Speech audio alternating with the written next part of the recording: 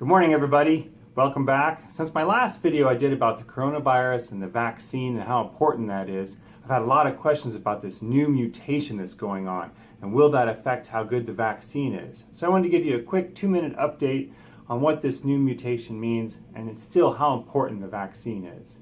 So we talked about in my first video about how the real problem with coronavirus is one of recognition. Your body doesn't recognize coronavirus when it shows up, and that's why so many people get sick. It's like a man coming to your front door. If he's wearing a brown suit and carrying a package, it's the UPS guy, and you're happy to let him in.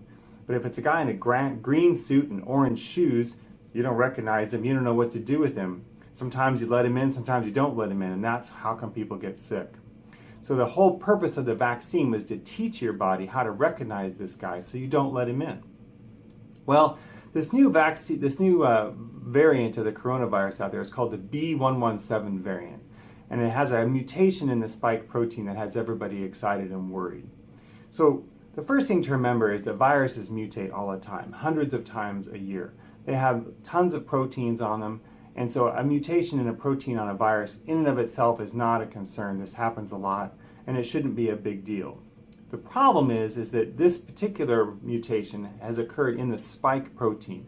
That's the part of the protein that we actually taught the body how to recognize with the vaccine. And so there was concern that now the vaccine won't recognize it. But going back to my analogy of the man in the green suit, it's like he changed one button. It's still a guy in a green suit. The vaccine is still going to recognize him. Your body's still going to know what to do with him. What has everybody concerned is for whatever reason, that particular green button that he changed is now a gold button, and it makes him a little bit more likely to get into your cells. So to give you a better picture of what's really going on, when a virus attaches to your cells, it's kind of like two puzzle pieces fitting together.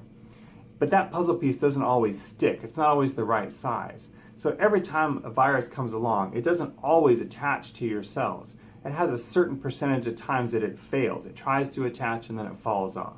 Now I'm just going to make this number up.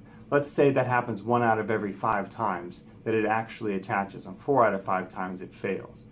For whatever reason, this new variant in the spike protein, it attaches a little bit more successfully. So now it attaches 2 out of every 5 times. Again, that's just a made-up number, but it's to get you to understand that it's more successful at attaching. And when it's more successful at attaching, that means it's more successful at making you sick. It doesn't mean that the virus itself is any more deadly. There's no evidence at this point in the middle of January 2021 that this new variant is any worse of a virus, that it's going to make you more sick. It's just going to make more people sick because it's more successful at being integrated into your body, more successful at making you sick. But again, the good news is the vaccine, whether you get the Pfizer or the Moderna vaccine, that messenger RNA, that teaching your body how to recognize the virus will still work. Your body's still going to say, hey, that's a guy in a green suit with orange shoes and we're not letting him in.